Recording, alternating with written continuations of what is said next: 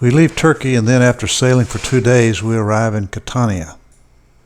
Our shore excursion from Catania will include a trip by bus to Taormina, as well as to Mount Etna.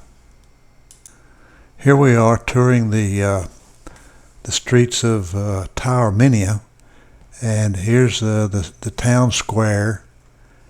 It's very, very lovely little town. There's the fountain,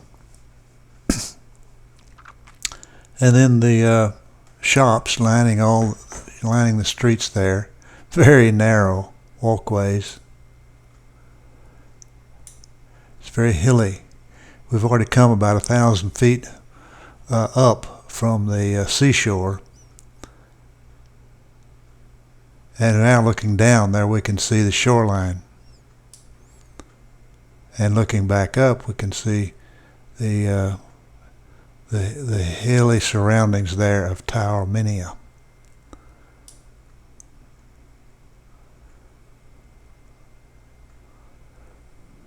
Still right there at the square, and then the big part of the square, the town square, is the church there.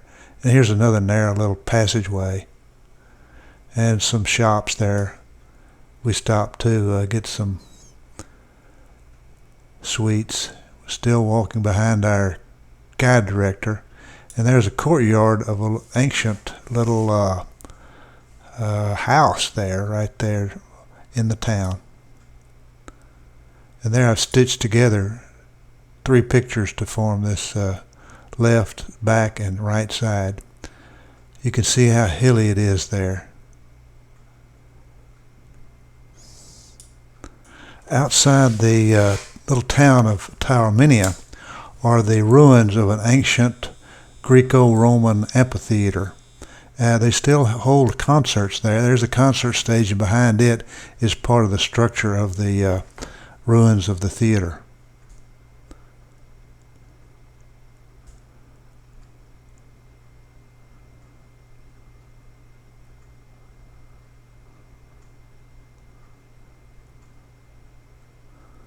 There's some shots as I go around taking shots of the amphitheater, and the final picture will be when I stitch those scenes together because it's so broad.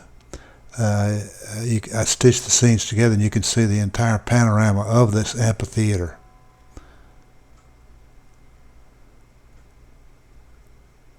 That's it right there. And there in the background you can see the town, and then the snow-capped peaks of Mount Etna in the background, which will be our next stop. This was such a pretty scene. The sea, snow-capped peaks, Taormina. It was really a beautiful sight.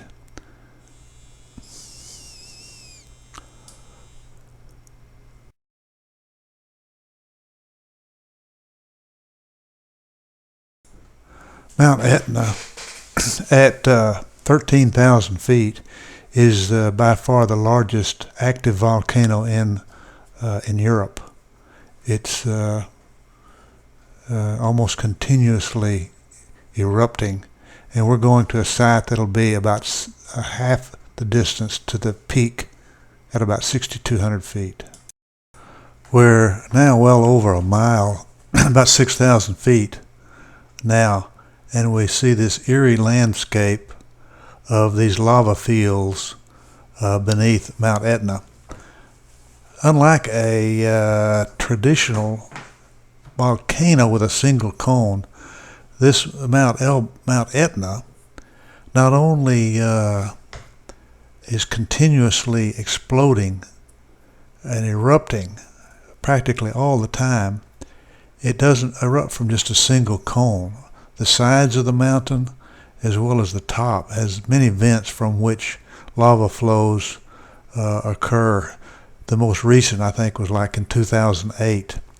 The reddish nature of some of the flows indicate there's a lot of iron ore content, and pretty soon we'll be coming upon that huge, I guess just a hunk of lava, boulder that was thrown up.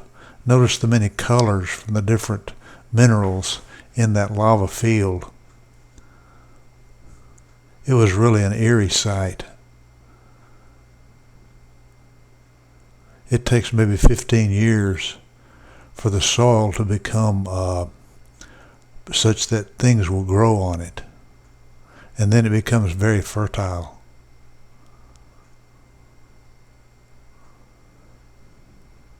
There's a house that was, you can see, was buried in a lava flow a couple of years ago.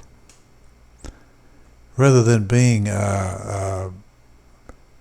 rapidly flowing lava flows, they sort of just creep along and bury things.